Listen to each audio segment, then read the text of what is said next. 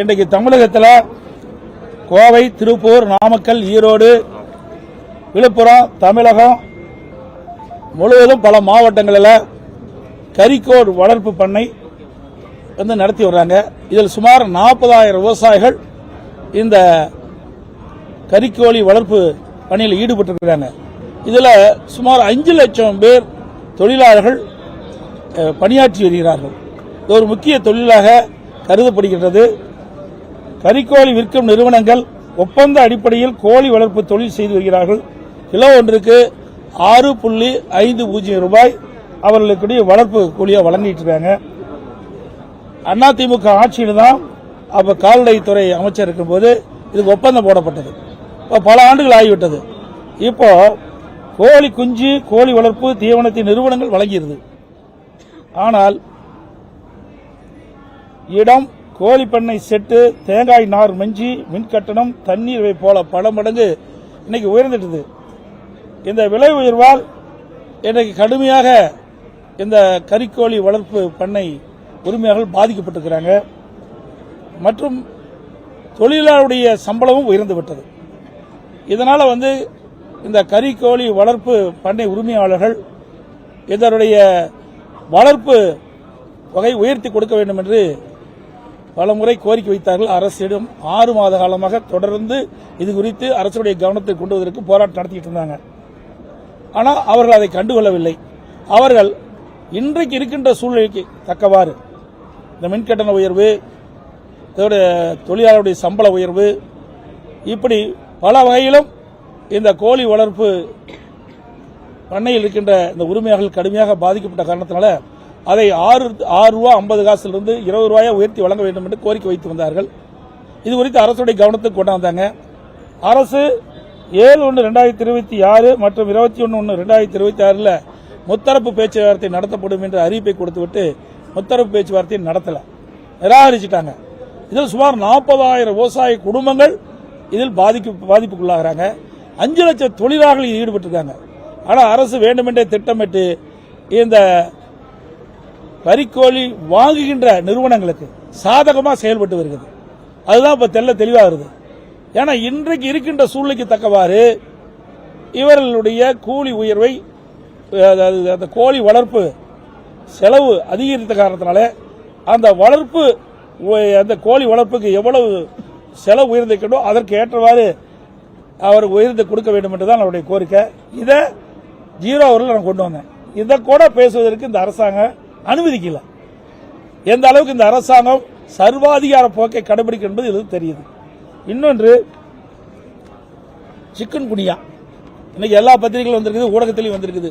இந்த அரசாங்கம் பொறுப்பேற்றதிலிருந்து இந்த கொசு ஒழிப்பில் அக்கறை செலுத்துதில்லை. இந்த கொசுனால்தான் பல நோய்கள் மக்களுக்கு தாக்கப்படுகிறது. இன்னைக்கு பாத்தீங்கன்னா தமிழகத்தில் சென்னை, காஞ்சிபுரம், தென்காசி, தேனி, கடலூர், அரியலூர் உட்பட பல மாவட்டங்களில் சிக்கன் குனியா ஏற்பட்டு கடுமையா மக்கள் பாதிக்கப்பட்டிருக்கிறாங்க. அந்த பாதிப்புக்குள்ளான மக்களுக்கு ஆங்காங்கே முகாம்கள் நடத்தி யாரெல்லாம் பாதிக்கப்பட்டார்களோ அவர்களெல்லாம் என்னென்ன அறிகுறி இருக்கின்றதோ அதன் மூலமாக அந்த முகாமிலே அவர்கள் சிகிச்சை பெறுவதற்கான நடவடிக்கை இந்த அரசு எடுக்க வேண்டும் என்று அதுவும் நான் 0 அவர்கள் எழுப்பதாக இருந்தோம். அதுக்கு அனுமதி கொடுக்கல. அதோட இந்த நோயால் பாதிக்கப்பட்டவர்களுக்கு தனி வார்டு அமைச்சு சிகிச்சை அளிக்க வேண்டும். இல்லாவிட்டால் சிக்கன் குனியா நோய் ஏற்பட்டு விட்டால் உயிருக்கு ஆபத்து ஏற்பட்டுவிடும். இதையெல்லாம் அரசுடைய கவனத்திற்கு கொண்டு வர வேண்டும் என்ற ஒரு நல்ல நோக்கத்தோடு பிரதான எதிர்க்கட்சி என்ற முறையில் நாங்கள் அனுமதி கேட்டோம். அனுமதி மறுக்கப்பட்டு விட்டது. அதனால் நாங்கள் வெளியிடப்பு செய்திருக்கோம்.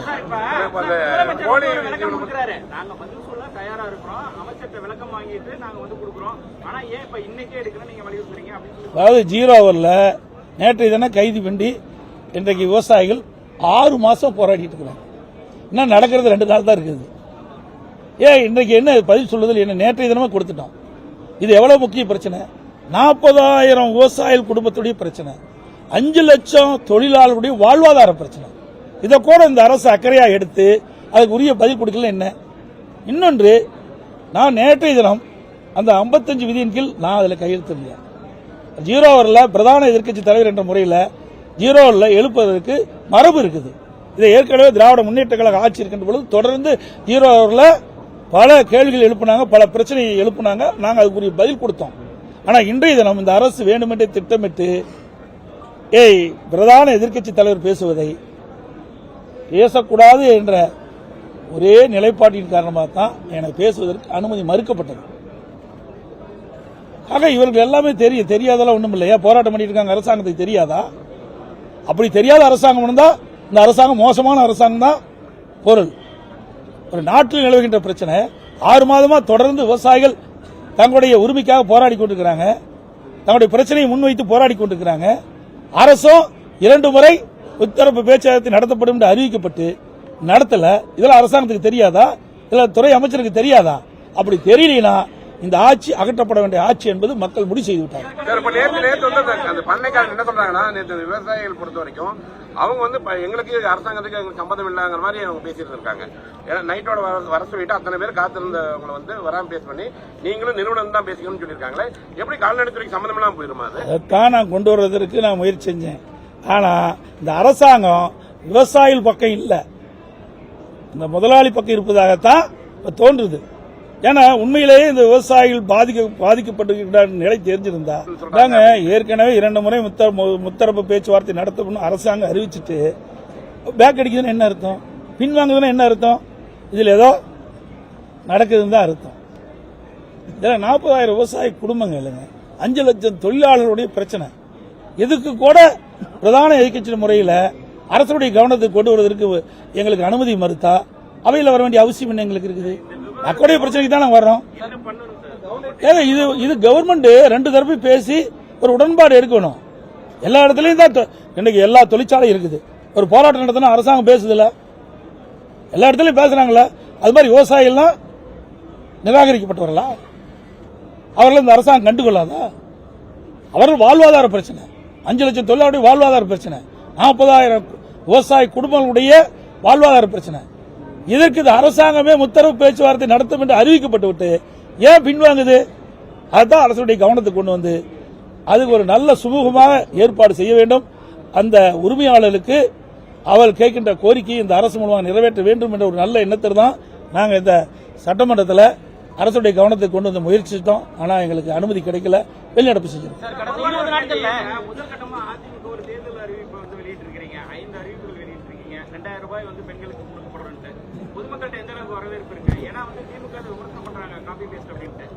அதாவதுங்க அவையில் அப்படித்தான் பேசுவாங்க. ஏன்னா இது மற்றவர்களை நாங்கள் காப்பி அடிச்சு அறிவிக்க வேண்டிய அவசியமே இல்லை. ஏற்கனவே 2021 சட்டமன்ற பொதுத் தேர்தலின் போது முதல்ல தேர்தல் அறிக்கை வெளியிட்டது அதிமுக. எங்களுக்கு பிறகு 1 மணி நேரம் கழிச்சு தான் திமுக தேர்தல் அறிக்கை வெளியிட்டாங்க. அப்பொழுதே எங்களுடைய தேர்தல் அறிக்கையில் இது இடம்பெற்றிருக்குது. இதில் நான் வேணா படிக்கிறேன். அதாவது அறிவிப்பு எண் 2 மகளிர் நலன் எங்களுடைய புத்தகம், எங்களுடைய என்னன்னு காட்டிடுறோம். ஏன்னா இந்த அமைச்சரெல்லாம் வேணுமென்றே திட்டமிட்டு ஒரு தவறான செய்தி சொல்லிட்டு வராங்க. இது எங்களுடைய அறிவிப்பு புத்தகம், அப்பவே வெளியிட்டோம். 2021ஆம் ஆண்டு அனைத்து இந்திய அண்ணா திராவிட முன்னேற்ற கழகத்தினுடைய தேர்தல் அறிவிப்புகள் இதை நான் கொடுத்திருக்கிறோம். இதுல பாத்தீங்கன்னா 2வது அறிவிப்பு மகளிர் நலன் குலவிளக்கு திட்டம். சமூகத்தில் பொருளாதார சமநிலையை உருவாக்கிட குலவிளக்கு திட்டத்தின் மூலம் அனைத்து குடும்ப அட்டைதாரர்களுக்கும் ஒவ்வொரு மாதம் உதவித்தொகையாக 1500 வழங்கப்படும். இத்தொகை குடும்ப தலைவின் வங்கி கணக்கில் செலுத்தப்படும். 3வது அறிவிப்பு மகளிருக்கு பேருந்து பயணச் சலுகை. நகர பேருந்துகளில் பயணம் செய்யும் மகளிருக்கு பேருந்து கட்டணத்தில் 50% கட்டணம் வழங்கப்படும். நாங்கள் ஏற்கனவே அறிவிச்ச திட்டம் தான், ஒரு புதுசாக ஒன்று நாங்கள் இல்லை. அதே மாதிரி வீடு அம்மா இல்ல திட்டம், அது நாங்கள் ஏற்கனவே அறிவிச்சிருக்கிறோம். குடியிருப்புக்கு சொந்த வீடு இல்லாதவர்களுக்கு கிராமப்புறங்களில் அரசே இடம் வாங்கி காங்கிரீட் வீடு கட்டித்தரப்படும். நகர்ப்பகுதியில் அரசே இடம் வாங்கி அடுக்குமாடி வீடுகள் கட்டி அம்மா இல்லம் திட்டம் மூலம் விலையில்லா வழங்கப்படும். இது அறிவிப்பு 1. இதெல்லாம் நாங்கள் ஏற்கனவே அனைத்து இந்திய அண்ணா திராவிட முன்னேற்ற கழகத்துடைய தேர்தல் அறிக்கையில் நாங்கள் அறிவிச்சிருக்கிறோம். அந்த அறிவிப்பின்படிதான் இப்போ மீண்டும் 2026 சட்டமன்ற பொதுத் தேர்தலில் எங்களுடைய அறிவிப்பை வெளியிட்டு மக்களிடத்தில் மிகப்பெரிய வரவேற்பை பெற்றிருக்குது. அந்த வரவேற்பை பெற்ற காலத்துல தான், அந்த எரிச்சல் தான் ஒவ்வொரு நாளும் ஒவ்வொரு அமைச்சர் ஒவ்வொரு விதமா பதில் சொல்லிட்டு இருக்காங்க. தாலிக்கு தங்க திட்டம் தொடர்ந்து சொல்லிட்டு இருக்காங்க. ஏற்கனவே அனைத்து இந்திய அண்ணா திராவிட முன்னேற்ற கழக ஆட்சியில் கொண்டு வரப்பட்டு திராவிட முன்னேற்ற கழக ஆட்சியில் நிறுத்தப்பட்ட திட்டங்கள் அனைத்தும் நிறைவேற்றப்படும் என்று ஏற்கனவே தெரிவிச்சிட்டேன். நீங்க கூட மடிக்கணினி திட்டம், இந்த மடிக்கணினி திட்டம், இது மாண்புமிகு புரட்சித் தலைவி அம்மா அவர்கள் தமிழகத்தினுடைய முதலமைச்சராக அரியணையில் இருக்கின்ற பொழுது அரசு பள்ளியில் படிக்கின்ற மாணவர்கள், அந்த மாணவர்கள் திறமையானவர்களாக, அறிவுபூர்வமான மாணவர்களாக விஞ்ஞான கல்வி கிடைக்க வேண்டும் என்ற அடிப்படையில் சுமார் 52,36,000 மாணவ மாணவிகளுக்கு விலையில்லா மடிக்கணினி கொடுத்தோம். இந்த அரசு அப்படி நிறுத்திக்கிடுது. அதுக்கு பிறகு 4 ஆண்டு காலம் தொடர்ந்து சட்டமன்றத்தில் நாங்கள் வலியுறுத்தி வந்தோம். எங்களுடைய சட்டமன்ற உறுப்பினர்கள் வலியுறுத்தி வந்தாங்க. நாங்கள் தொலைக்காட்சி மூலமாக எங்களுடைய கருத்தை தெரிவித்தோம், அறிக்கையின் மூலமாக தெரிவித்தோம். ஆனால் 4 ஆண்டு காலமாக இந்த மடிக்கணினி வழங்கிட்ட திட்டத்தை இந்த அரசு நிறுத்தி இருந்தது. இப்போ இந்த அரசு தோல்வி பயத்தின் காரணமாக, திமுக கட்சி தோல்வி பயத்தின் காரணமாக, அடுத்த ஆண்டு நடைபெற்ற சட்டமன்ற தேர்தலில் தோல்வியுற்றுமோ என்ற அச்சத்தின் காரணமாக இப்பொழுது 10 லட்சம் கல்லூரி மாணவர்களுக்கு கொடுப்பதா அறிவிச்சிருக்கிறாங்க. அது கூட முழுசா கொடுக்க முடியாது. ஏன்னா அறிவிச்ச உடனே அதில் அதை தயாரித்து கொடுக்கிற அளவுக்கு அந்த நிறுவனம் இல்லை என்றுதான் எனக்கு கிடைத்த தகவல். அது மட்டும் இல்ல, இதை வேண்டுமென்றே திட்டமிட்டு அந்த மாணவருடைய வாக்குகளை பெறுவதற்கு அந்த திட்டத்தை அறிவிச்சிருக்கிறாங்க. உண்மையிலேயே அந்த மாணவர்களுக்கு நல்லது நடக்க வேண்டும், நன்மை நடக்க வேண்டும் இருந்தா இந்த கல்லூரி துவங்குவதற்கு முன்பாகவே இதை கொடுத்திருந்தா பயனுள்ளதா இருக்கும். அல்ல கடன் உடனே வாங்கி, கல்லூரி திறந்த உடனே கடன் உடனே வாங்கி அவர்கள் அந்த மாணவர்கள் இன்னைக்கு இந்த லேப்டாப் வாங்கியிருக்கிறாங்க. அப்புறம் 3 ஆண்டு முடிஞ்சு மாணவர்கள் வெளியே பட்டப்படிப்பு முடிஞ்சு அவர்கள் அந்த பட்டப்படி முடிஞ்சு போகின்ற காலத்தில் இப்போ அந்த மடிக்கணினி கொடுக்குறாங்க. அதனால எந்த ஒரு பயனும் மாணவர்களுக்கு கிடைக்கல. ஆக வேண்டுமென்றே திட்டமிட்டு அதிமுக ஆட்சியில் கொண்டு வரப்பட்ட திட்டம் முடக்கிறாங்க. ஆனா இன்றைக்கு இந்த மாணவர் மத்தியில், இளைஞர்கள் மத்தியில் இந்த மடிக்கணினி திட்டம் நிறுத்தப்பட்டதால் மிகப்பெரிய வெறுப்பு ஏற்பட்ட காரணத்தினால அவருடைய இளைஞர்களுடைய வாக்குகளை பெறுவதற்காக மீண்டும் இந்த திட்டத்தை இந்த அரசு அறிவிச்சிருக்கு. கடந்த 20 நாட்கள்ல தமிழகத்துல 70க்கும் மேற்பட்ட சிறுமிகள், பெண்கள் பாலியல் வன்கொடுமைக்கு ஆளாக்கப்பட்டிருக்காங்க. 80 கொலைகள் நடந்திருக்கு. குறிப்பா கொலை செய்யக்கூடிய சம்பவங்கள் ரீல் செய்யக்கூடிய ஒரு நிலை இன்னைக்கு ஏற்பட்டிருக்கு. அதை பத்தி என்ன? அதாங்க, நான் ஏற்கனவே பலமுறை சொல்லிட்டேங்க, ஊடகத்தின் வாயில, பத்திரிகை வாயில சொல்லியிருக்கிறேன். இன்றைக்கு தமிழகத்தில் திராவிட முன்னேற்ற கழக ஆட்சி எப்பொழுது அமைக்கப்பட்டதோ அன்றிருந்து இன்று வரை சட்ட ஒழுங்கு அடியோடு சீர்கிட்டு விட்டது. இதற்கு முழுக்க காரணம் போதைப்பொருள் விற்பனை தான். அந்த போதைப்பொருள் விற்பனையை தடுக்க இயலாத ஒரு அரசாங்கம், கையிலாகாத அரசாங்கம் தான் இந்த அரசாங்கம் இருக்குது. இத்தனை நிகழ்வுகள் நடைபெறுவதெல்லாம் இந்த போதை ஆசாமிகளால், அதுவும் கஞ்சா போதை ஆசாமிகளால் தான் இந்த கொடூரமான செயல் நடைபெற்றுக் கொண்டிருக்கின்றன. அண்மையில கூட சமூகத்துறை அமைச்சர் தூத்துக்குடியில் ஒரு நிகழ்ச்சியில் கலந்து கொண்டு பேசுகின்ற பொழுது, தமிழகத்தில் திராவிட முன்னேற்ற கழகம் ஆட்சிக்கு வந்த பிறகு இந்த 4.5 ஆண்டு காலத்தில் 6,999 சிறுமிகள் போக்சோ சட்டத்தால் இன்னைக்கு பாதிக்கப்பட்டு போக்சோ சட்டம் பதிவு செய்யப்பட்டதை சொல்லுங்க. 6,999 போக்சோ வழக்குகள் பதிவு செய்யப்பட்டதை சொல்லியிருக்காங்க. அதற்கு பாதிக்கப்பட்டவர்களுக்கு 104 கோடி நிவாரணம் கொடுக்கறத பெருமையா பேசுறாங்க. எவ்வளவு ஒரு மோசமான அரசாங்கம்! இன்னைக்கு ஒவ்வொரு மாதமும் இன்றைக்கு சிறுமிகள் பாதிக்கப்படுறாங்க, பெண்கள் பாதிக்கப்படுறாங்க. அது தொடர்ந்து இந்த ஆட்சியில் நடந்து கொண்டிருக்கின்றது. அதை கட்டுப்படுத்த இந்த அரசால் முடியல. அது காரணம் போதை விற்பனை அதிகரிச்சிட்டது. சிறுமிகளுக்கு, அதாவது இந்த ஆண்டு ஜனவரி முதல் 20 நாட்கள் சிறுமிகளுக்கு எதிரான பாலியல் குற்றங்கள் போக்சோ 46 வழக்குகள் பதிவு செய்யப்பட்டது. பெண்களுக்கு எதிரான பாலியல் குற்றங்கள் 27, அவற்றில் ஒரு சில நிறைய இருக்குது, நிறைய அடிச்சிருந்திருக்கு. ஆக இந்த 20 நாள்ல மட்டும் 46 போக்சோ வழக்குகள் பதிவு செய்யப்படுது.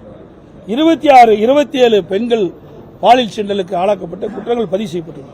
ஆக இந்த ஆட்சியில் சட்ட ஒழுங்கு அடியோடு சீர்கட்டு விட்டது. அதற்கு என்ன காரணம்? நிரந்தர சட்ட ஒழுங்கு டிஜிபி நியமிக்கல. நிரந்தர சட்ட ஒழுங்கு டிஜிபி இதுவரைக்கும் நியமிக்கல. ஏற்கனவே இந்த அரசாங்கம் யாரெல்லாம் தகுதியானவர்கள் அதில் பட்டியல மத்திய யூபிஎஸ்சிக்கு அனுப்பிச்சது. அந்த யூபிஎஸ்சி பரிசீலித்து 3 பேரை அவர்கள் தேர்வு செஞ்சு மாநில அரசுக்கு அனுப்பிச்சது. அந்த 3 பேரில் ஒருவரை நிரந்தர டிஜிபியாக நியமிக்கப்பட வேண்டும். இதுதான் விதி. ஆனா அதை பற்றியே கவலைப்படாத அரசாங்கம் ஒரு பொறுப்பு டிஜிபி நியமிச்சாங்க சட்ட ஒழுங்கு. அந்த அவருக்கு உடல்நிலை சரியில்லை, அதுக்கு ஒரு பொறுப்பு டிஜிபி நியமிச்சிருக்காங்க. அப்புறம் எப்படி இவங்க சட்ட ஒழுங்கு பாதுகாக்க முடியும்? சட்ட ஒழுங்கு பாதுகாக்கக்கூடிய ஒரு நிரந்தர டிஜிபி இல்லாதனாலதான் இவ்வளவு மோசமான நிலைக்கு போயிட்டு இருக்குது. அதை பற்றியெல்லாம் இந்த அரசாங்கத்துக்கு கவலையே இல்லை. தங்களுக்கு கைப்பாவையாக ஒரு டிஜிபி தேவை. அதுல இந்த 3 டிஜிபில ஒருவர் அவருக்கு சாதகமா இல்ல. அதுதான் இப்ப இருக்கிற நிலைமை. அதனாலதான் நிரந்தர டிஜிபி நியமிப்பதில் காலதாமதம் ஆயிட்டு இருக்கு. இப்ப போராட்டத்தில் ஈடுபடுறவங்களை வந்து காவல்துறை வந்து கைது செய்து என்ன பண்றாங்க, நேற்று கூட கிராம உதவியாளர்களை கைது செய்து கிண்டிக்கு அப்புறம் அந்த இடத்துல ஆனந்தூர்ல பாதியில விட்டுட்டு போயிடுறாங்க.